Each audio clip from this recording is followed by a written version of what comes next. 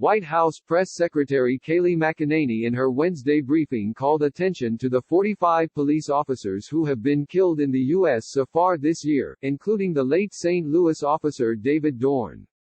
McEnany said that before the former Missouri police officer was shot and killed by looters in St. Louis, he served 38 years on the city's police force. His wife Anne Marie, too, was a sergeant on the force.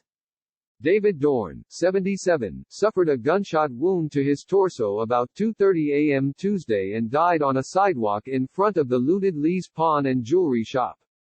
The violent death was captured on video and circulated on Twitter.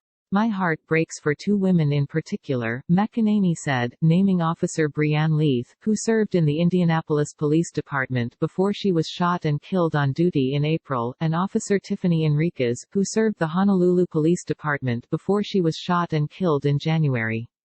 Leith left behind one child, and Enriquez left behind 3 and 1 grandchild.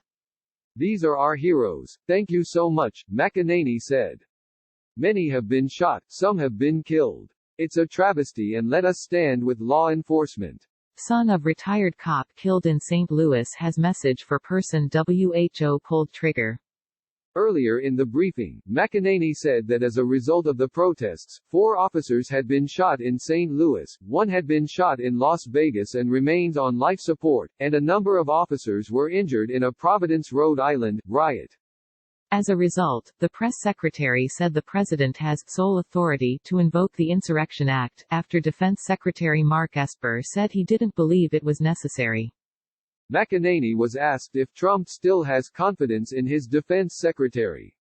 "If he loses confidence in Secretary Esper, I'm sure you will be the first to know," she said.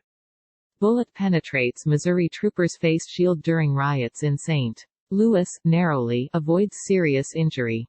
The option to use active duty forces in a law enforcement role should only be used as a matter of last resort and only in the most urgent and dire situations, Esper had said earlier Wednesday.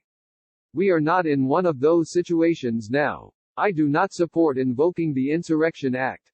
But President Trump has suggested bringing in military forces to quell riots. Click here to get the Fox News app. If a city or a state refuses to take the actions that are necessary to defend the life and property of their residents, then I will deploy the United States military and quickly solve the problem for them, he said Monday. Esper has already ordered military police active duty troops from Fort Bragg, NC, and Fort Drum, NY, and a ready battalion from the 82nd Airborne, also out of Fort Bragg, to stage in the Washington, D.C. area at Maryland's Andrews Air Force Base and Virginia's Fort Belvoir.